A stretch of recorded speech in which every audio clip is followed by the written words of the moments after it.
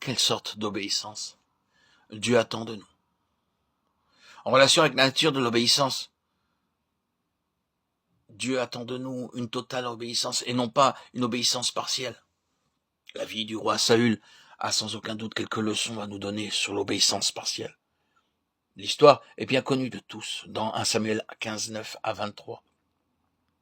Nous lisons qu'il fut demandé au roi Saül d'exterminer les Amalécites. Et nous voyons la réponse de Saül au verset 9. Mais Saül et le peuple épargnèrent Agag, ce qu'il y avait de meilleur dans le petit et dans le gros bétail et dans les bêtes la seconde portée. Ils épargnèrent les agneaux gras et tous ceux qu'il y avait de bons.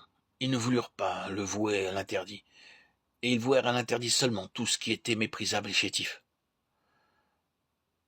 Lorsque le prophète Samuel vint s'informer, nous lisons la salutation de Saül au nom de Dieu au verset 13. Combien le péché est trompeur. Il vivait dans la désobéissance, mais il était aveugle sur ce qui manquait dans sa vie. Lorsque nous vivons dans une désobéissance volontaire, cela amène de la cécité spirituelle. Saül admit sa défection, quoiqu'il essaya de se justifier. Le danger pour Saül fut qu'il s'éleva dans une fière et pleine suffisance. Aux questions même du prophète Samuel, il répéta la même réponse décevante et entêtée.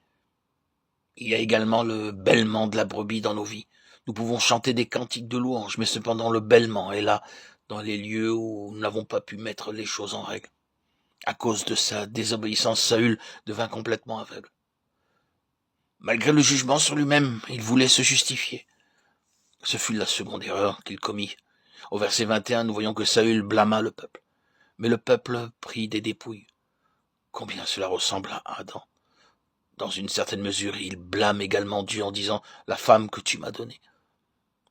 Lorsque Dieu nous convainc de quelques péchés dans nos vies, sommes-nous prêts à les abandonner? C'est la différence entre Saül et David. David commit des péchés plus graves que Saül. Mais lorsque Dieu le confronta avec ce péché, David ne se justifia pas. David reconnut son péché avec un cœur repentant, alla devant Dieu, tandis que Saül voulut se justifier. Nous lisons au verset 24, alors Saül dit à Samuel, « J'ai péché car j'ai transgressé l'ordre de l'Éternel et tes propres paroles. Je craignais le peuple et j'ai écouté sa voix. »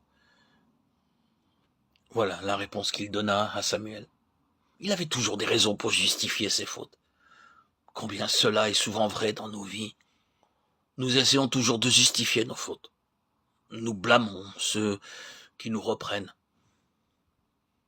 La crainte de l'homme est un piège. Non seulement Saül craignait le peuple, mais il voulait aussi l'hommage du peuple. Sa considération. J'ai péché, honore-moi maintenant. Comme il est écrit au verset 30.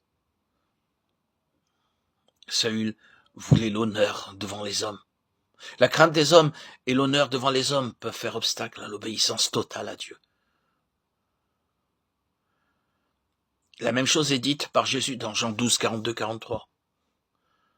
Cependant, même parmi les chefs, plusieurs crurent en lui. Mais à cause des pharisiens, ils ne le confessaient pas, pour ne pas être exclus de la synagogue. Car ils aimèrent la gloire des hommes plus que la gloire de Dieu. Ces hommes vivent encore aujourd'hui, parce que Saül n'obéit pas pleinement. Quelle grande perte et quelle fin tragique.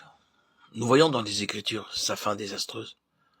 Jamais plus Dieu ne lui parlerait. Saül a recherché une sorcière. Tragique fin d'un homme qui fut loin de Dieu. C'est la signification spirituelle derrière cela. Dieu voulait que Saül détruise entièrement les Amalécites. Qui sont les Amalécites? Relisons Exode 17. La nation d'Israël but l'eau qui sortit du rocher. Moïse frappa le rocher et l'eau sortit du rocher. Immédiatement après cela, la guerre éclata avec les Amalécites. Ceci nous parle de la guerre spirituelle dans la vie du croyant. Dès que nous buvons l'eau vive, les Amalécites entrent en guerre. L'eau vive est le Saint-Esprit. Lorsque le Saint-Esprit vient habiter en nous, la guerre spirituelle commence. La guerre de l'esprit contre la chair. C'est la guerre dans laquelle nous sommes engagés. Ce que Dieu disait à Saül, il nous le dit aujourd'hui. Mettre à mort entièrement les œuvres de la chair. L'obéissance incomplète, l'obéissance partielle ne seront d'aucun secours, même si les péchés sont peu frappants.